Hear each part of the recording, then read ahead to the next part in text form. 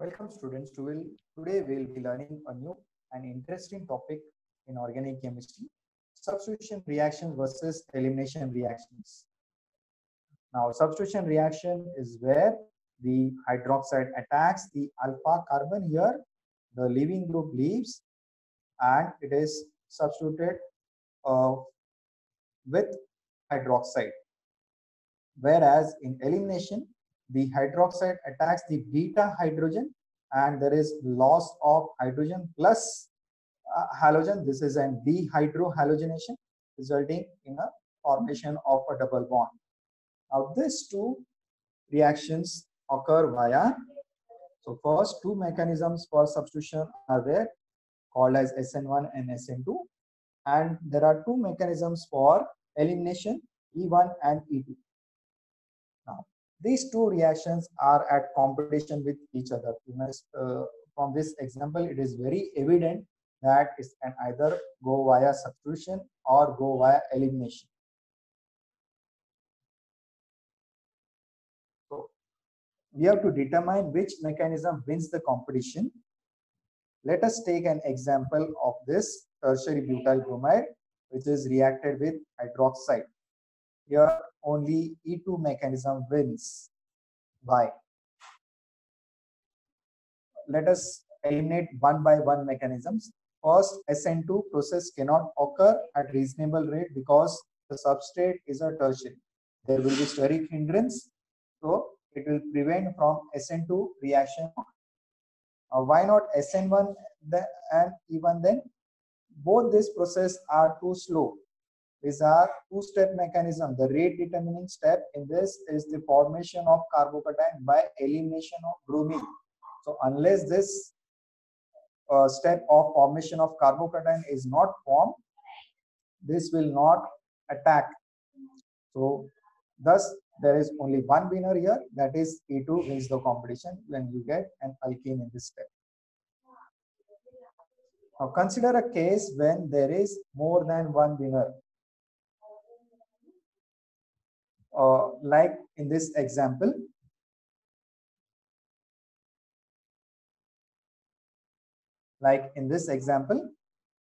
a tertiary butyl bromide. Now we have changed the reactant here. You have changed the hydroxide with the methanol. Then there is possibility of E1 product and SN1 product. Now again we'll eliminate one by one. Again SN2 is not possible because this is a steric hindrance. Okay. This is a tertiary substrate and there is steric hindrance, so SN2 is not occurring. Why E2 is not occurring?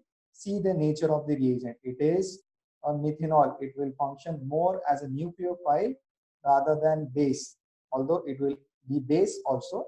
So whenever you have such thing, that means it is first the bromine will leave to form a carbocation, then only the unimolecular reactions are occurring, that is E1 and SN1. So when this methanol attacks a beta hydrogen, it will form an E1 product. When the methanol attacks the alpha carbon, it will form an SN1 product. Now, to predict all the products and to predict which products are major and minor, there are three guidelines. First, determine the function of the reagent. Second, analyze the substrate and determine the expected mechanism. Third, consider the regiochemical and stereochemical outcomes. This will help in determining major and minor reactions, major and minor products of the reactions. We'll look at the first step of predicting the products, that is determining the function of the reagent. If the reagent functions as a nucleophile, substitution occurs. Simple as that. It is nucleophile, only substitution reaction occurs. If the reagent functions as a base, elimination reaction occurs. So it is necessary to determine whether the reagent is a strong or a weak nucleophile, whether it is a strong or a weak base. In fact, there are four possibilities for a reagent to be: a strong nucleophile and a strong base, a weak nucleophile and a weak base, A weak nucleophile and a strong base. For practically, this is only functioning as a base. And the last class, obviously, it is a strong nucleophile and a weak base. And again, practical reasons, for all practical reasons, this will function only as a strong nucleophile. Now let us look at some examples of these four categories of bases and nucleophile, wherein nucleophile only class, you have all the halides except the fluorine here, chloride, bromide, iodine functioning as a nucleophile, and all your sulfur containing moieties, irrespective of whether charge is present or whether they are neutral. So all your halides and sulfur nucleophile will function as nucleophile only. That is a class of strong nucleophile and weak base. Then there is base only class, wherein only hydride is there.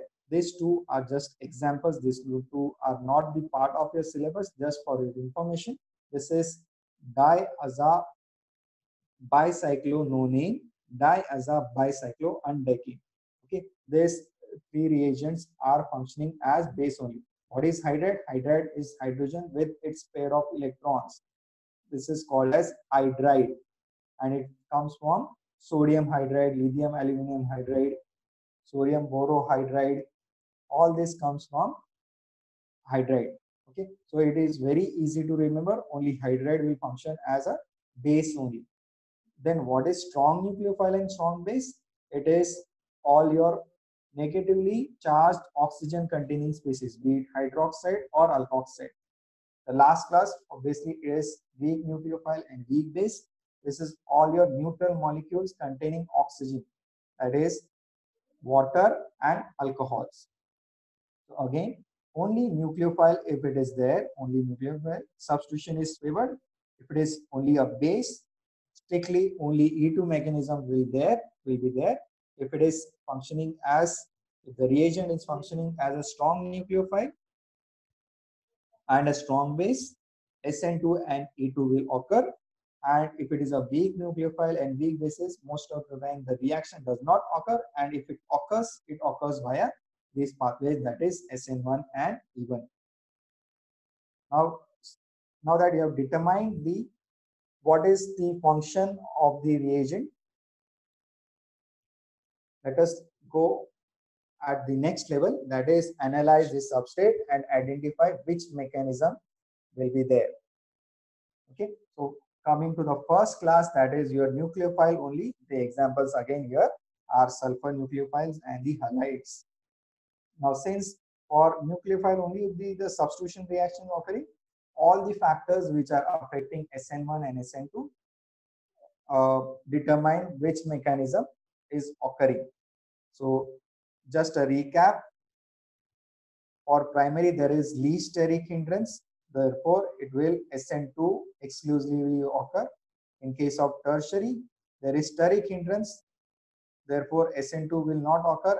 It will allow the formation of carbocation, and tertiary carbocation is the most stable carbocation, therefore SN1 is occurring.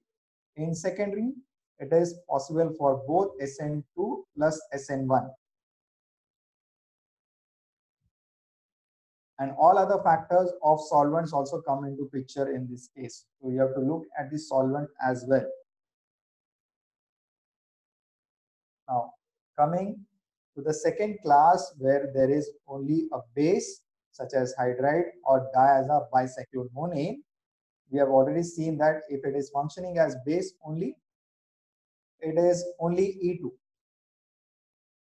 Such reagents are strong bases resulting in only E2 process, because this mechanism is not sensitive to steric hindrance.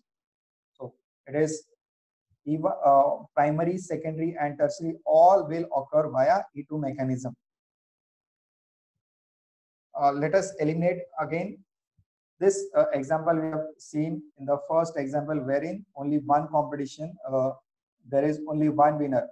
In the first example which you have seen for the substitution versus elimination, there is only one winner.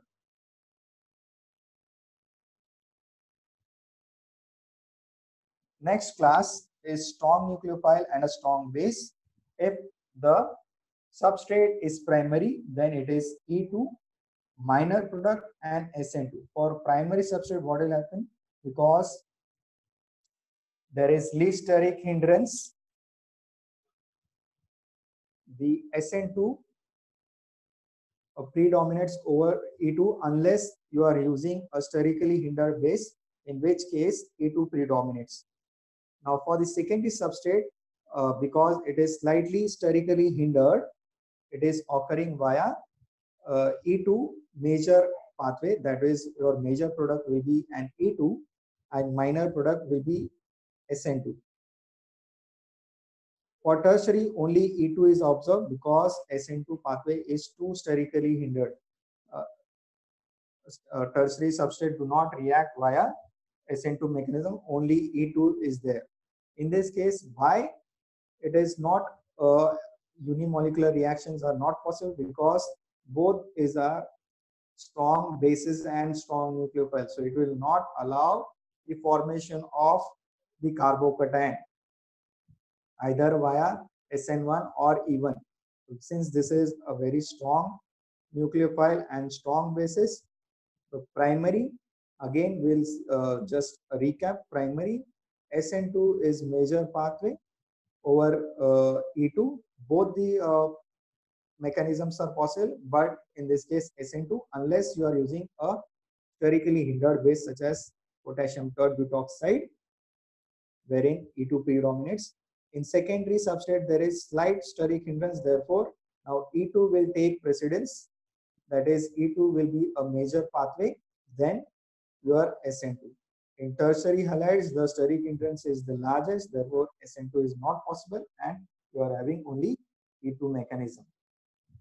The last class, I've said that the reactions are not practically possible, and whenever it is practically possible, it is only SN1 and E1. For primary substrates, it is not practical because the reactions are too slow.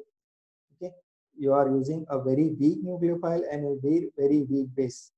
For secondary substrate also not practical because again the reactions are too slow and too many products are formed. It is not practical. For tertiary substrate, under this condition, only since there is steric hindrance and you are not using any stronger reagent.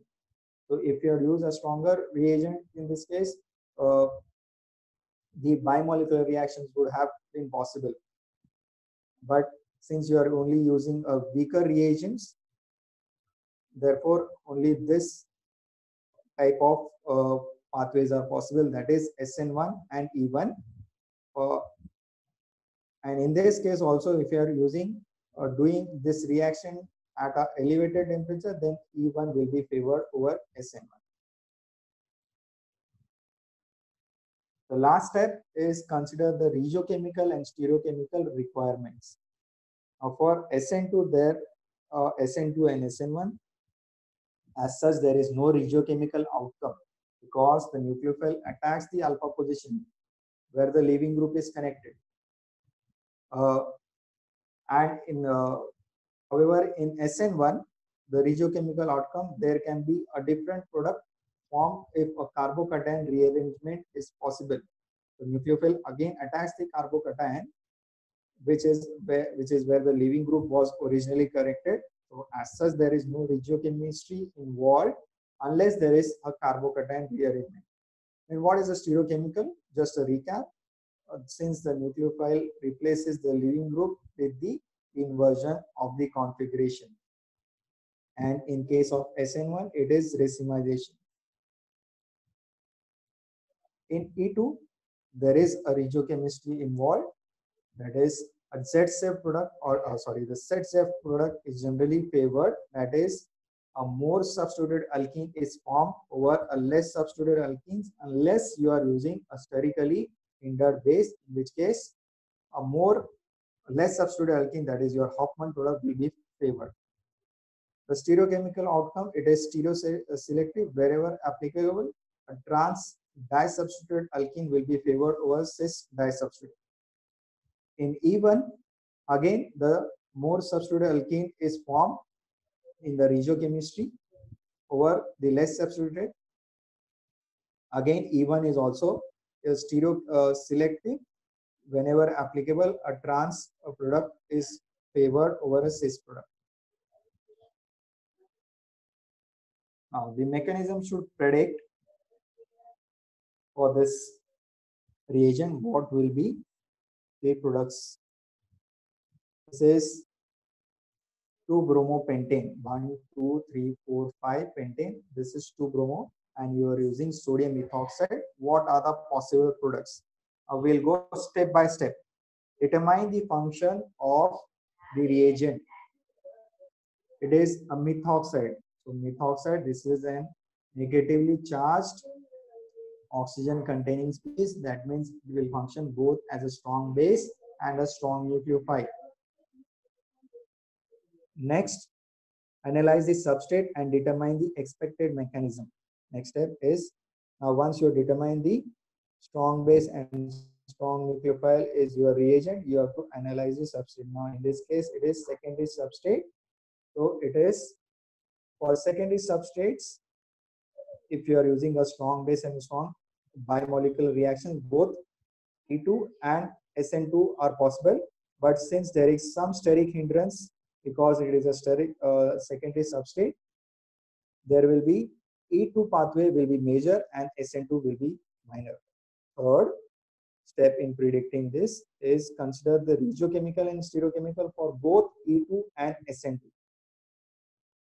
Regiochemical outcome of E2. ZSA product to be major. That means you will get a more substituted alkene. The double bond will be formed in this. So this will be the major and this will be minor. You will get both products, that is or a more substituted alkene and less substituted alkene, but this will be a major product and this will be a minor product. You have to consider the stereochemical outcome of E2. Predominance of trans isomer over cis isomer. In this case, there is no trans and cis. In this case, there is trans and cis, yes. So this is a trans isomer which is major, and this is cis isomer which is the minor product. Now, last you have to consider the stereochemical outcome of the SN2. You have inversion of configuration. The bromine is away from you, so the methoxy group will be towards you in this case. So predicted products, you will have 1 major products and 3 minor products. These are the products from the E2 mechanism, and these are the products from the E1 SN2 mechanism. So what I want to do is using this, all these 3 steps which I told you, that is identify the function of reagent, then analyze the substrate and determine the mechanism, and third last is determine the consider the stereochemical and regiochemical outcome of the reactions. You have to solve this. Okay, this will be taken as an assignment of you. This will be considered as an open book test for you. You have to do this.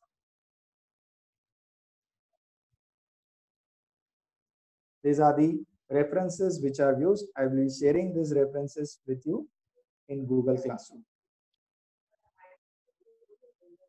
All the best.